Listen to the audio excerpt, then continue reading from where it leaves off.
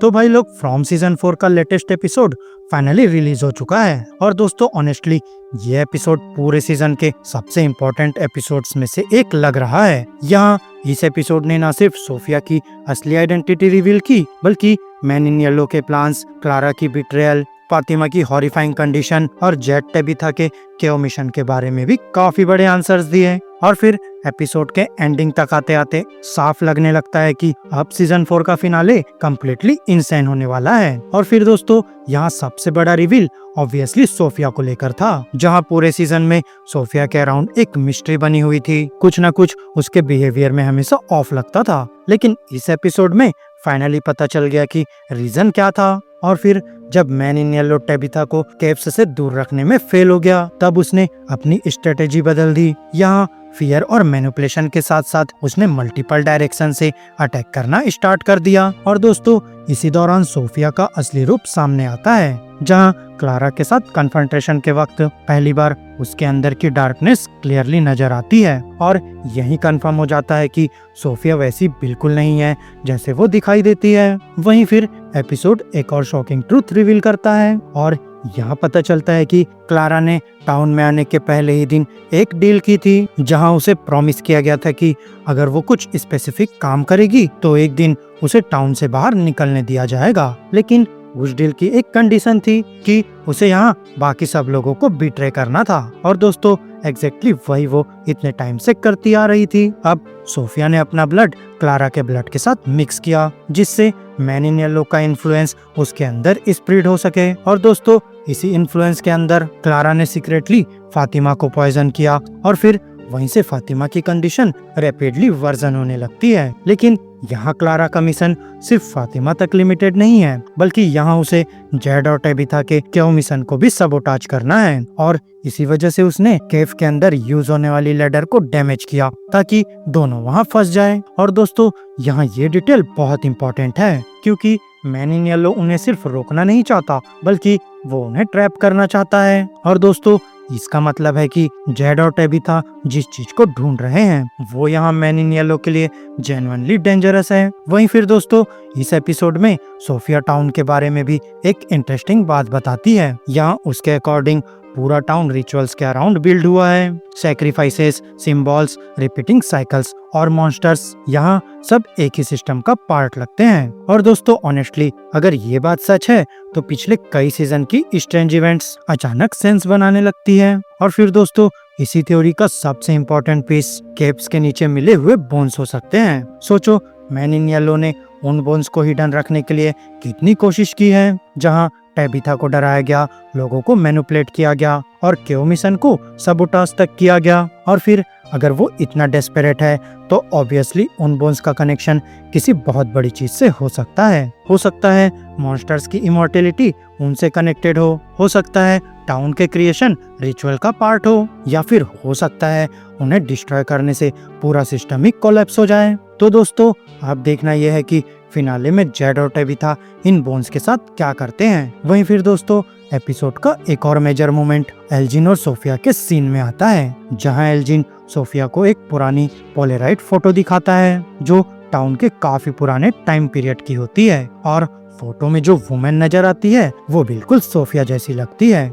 लेकिन यहाँ सबसे शॉकिंग बात उसका रिएक्शन था। यहाँ वो सरप्राइज होने की जगह कामली एक्सेप्ट करती है कि फोटो में जो वुमेन है वो वही है। और दोस्तों फिर वो एक टेरिफाइंग ट्रूथ रिवील करती है, जहाँ उसके अकॉर्डिंग वो सिर्फ उन लोगों का अपीयरेंस ले सकती है जो पहले से मर चुके होते हैं। और दोस्तों यही सब कुछ क्लियर हो जाता है कि ओरिजिनल सोफिया मर चुकी है और जो सोफिया हम पूरे सीजन में देख रहे थे वो असल में सोफिया है ही नहीं, बल्कि वो तो मैन इन येलो है जो उसका फेस यूज कर रहा है। और दोस्तों ये रिवील पूरी स्टोरी को कम्प्लीटली चेंज कर देता है और साथ ही एक डिस्टर्बिंग पॉसिबिलिटी भी क्रिएट करता है कि क्या पता हम पहले भी ऐसा होते देख चुके हों। जैसे अर्लियर सीजन में इथन को लेक ऑफ टीयर्स तक ले जाया गया था और उसके बाद लगातार डिजास्टर्स होने लगे थे, जहां लोग मरे, डॉल्स एक्टिव हुई और टाउन का बैलेंस कम्प्लीटली बिगड़ गया। तो क्या पता इथन जिस इंसान पर ट्रस्ट कर रहा था वो असल में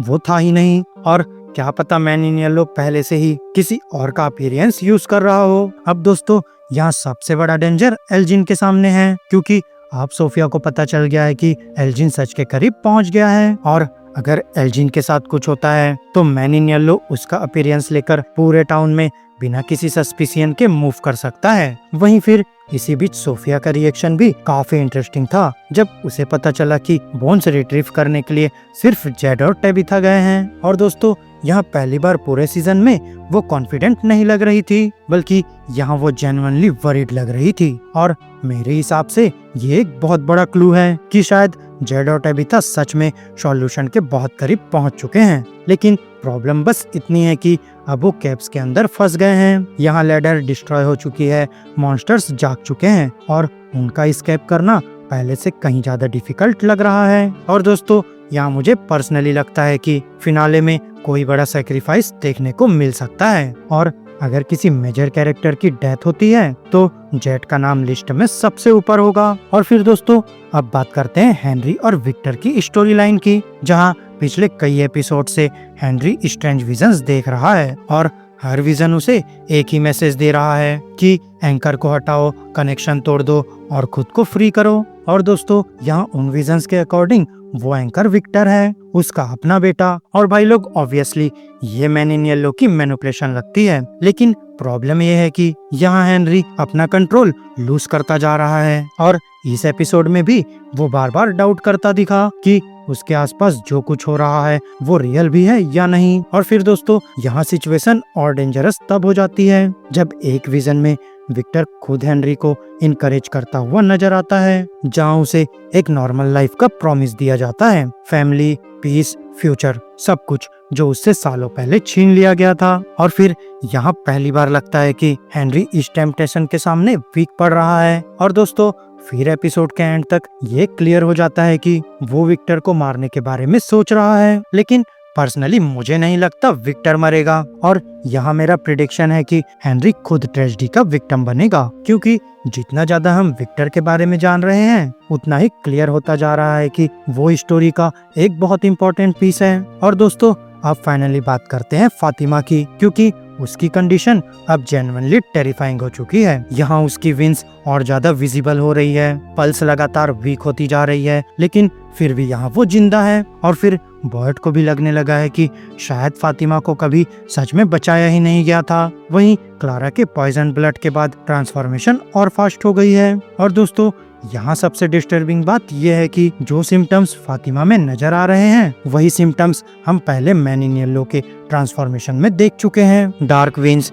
फिजिकल डिटीरियोरेशन और ह्यूमैनिटी का धीरे धीरे खत्म होना। और फिर एपिसोड के एंड तक फातिमा के बाल गिरने लगते हैं और उसकी पल्स ऑलमोस्ट डिसअपीयर होने लगती है। और दोस्तों यहाँ हमें पता है कि मॉन्स्टर्स के पास भी पल्स नहीं होती, इसलिए यहाँ इम्प्लीकेशन काफी ऑब्वियस लगती है कि यहाँ फातिमा शायद धीरे धीरे उन्हीं मॉन्स्टर्स में कन्वर्ट हो रही है। तो दोस्तों ओवरऑल ये एपिसोड सीजन 4 के स्ट्रॉन्गेस्ट एपिसोड्स में से एक था। यहाँ टेंशन स्टार्ट से एंड तक बनी रही और लगभग हर स्टोरी लाइन इम्पोर्टेंट फील हुई। वहीं सबसे इंटरेस्टिंग बात ये थी कि पहली बार सोफिया और मैन इन येलो की साइड पर फियर नजर आया। ऐसे लगा जैसे विलन्स कंट्रोल लूज करना शुरू कर रहे हैं। तो दोस्तों अब फिनाले के लिए सारे पीसेस सेट हो चुके हैं। यहाँ जेड और टेबिथा केव्स में फंसे हुए हैं, विक्टर डेंजर में है, हेनरी अनस्टेबल हो चुका है, फातिमा ट्रांसफॉर्म हो रही है, सोफिया अपना प्लान एक्सेलरेट कर रही है और मैन इन येलो पहली बार डेस्परेट नजर आ रहा है।